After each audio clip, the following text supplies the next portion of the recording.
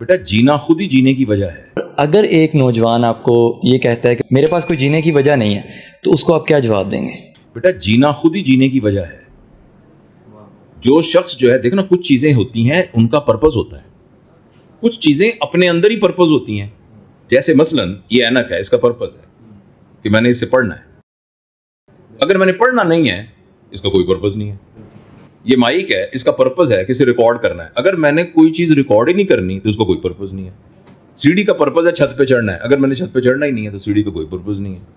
لیکن کچھ چیزیں ایسی ہوتی ہیں کہ وہ کہیں پہنچنے کا ذریعہ نہیں ہوتی, وہ خود ہی پرپز ہوتی ہیں. مثلا اس کی مثال دیتا ہوں, محبت, امن, خوشی. آپ کہنا خوشی کا کیا مقصد ہے؟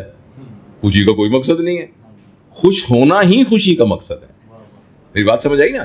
اسی طریقے سے امن کا کیا مقصد ہے؟ بھائی امن کا ہونا, محبت کا کیا مقصد ہے؟ ایثار کا کیا مقصد ہے؟ ایثار کا کوئی مقصد نہیں. ایثار ایز سچ خود ایک مقصد ہے. اسی طریقے سے یہ ایک نا زندگی, زندہ رہنا, ایک زندہ ہونا. پھول کے کھلنے کا کیا مقصد ہے؟ جیسے نا پھول کیوں کھلتا ہے تو وہ کہتا ہے جی پھول کھلتا ہے لوگ دیکھیں. پھر جنگل میں پھول کیوں کھلتا ہے؟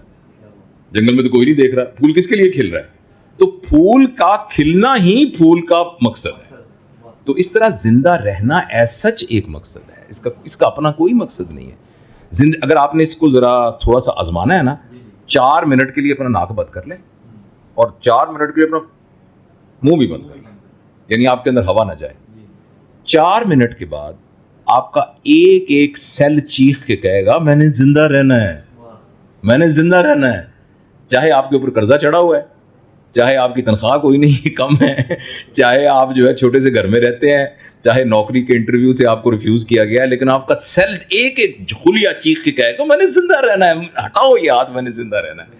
تو ایک تو یہ بات ہے, یہ چلو ایک یہ فلسافیکل بات ہو گئی. دوسری بات یہ ہے کہ ہر اس شخص کو زندہ رہنا کا دل نہیں چاہتا جس نے اپنی زندگی کو کسی مقصد کے ساتھ اٹیچ نہیں کیا. اور یہ بڑی آبویس بات ہے. آپ نے گھر میں ایک بھینس رکھی ہے, اچھا نہ وہ دودھ دیتی ہے اور نہ وہ اس قابل ہے کہ آپ اس کو ایک چھکڑے کے آگے جوت کے آگے لے جا سکیں, تو آپ کیا کریں گے؟ اس کا کوئی مقصد نہیں ہے, تو آپ کو کسائی کے حوالے کر دیں گے. ٹیشو پیپر پڑا ہوا ہے بڑا ڈبے میں, کتنا صاف پڑا ہوتا ہے, آپ نے اسے ناک صاف کر لیا, اب کیا کریں گے؟ ڈسٹ بن میں پھینک دیں گے. مقصد ہے چھری کھنڈی ہو گئی, اب کیا کریں گے؟ اس کا کوئی مقصد نہیں. تو وہ انسان جو یہ سمجھتا ہے کہ میرے پر زندہ رہنے کا کیا جواز ہے, تو اس نے اپنی زندگی کے ساتھ کوئی مقصد نہیں اٹیچ کیا ہوا. اس کو ریوائز کرنا چاہیے اور سوچنا چاہیے کہ میں جو سانس لے رہا ہوں اور یہ آکسیجن, آپ کبھی کیلکولیٹ کر کے دیکھیے گا, میں تو ڈاکٹر ہوں, میں نے کیلکولیٹ کی ہے. کسی آئی سی یو میں آپ مریض کو آکسیجن دیتے ہیں نا, جو باہر سے آکسیجن, تو اس کا جو شام تک جتنا خرچہ ہوتا ہے نا, وہ ایوریج تقریباً 4,000 روپے کی آکسیجن خرچ ہوتی ہے. ہاسپٹل اپنا پروفٹ نہ کمائے, صرف برابر. تو 4,000 روپے روزانہ کی آکسیجن تو ہمیں مفت مل رہی ہے نا.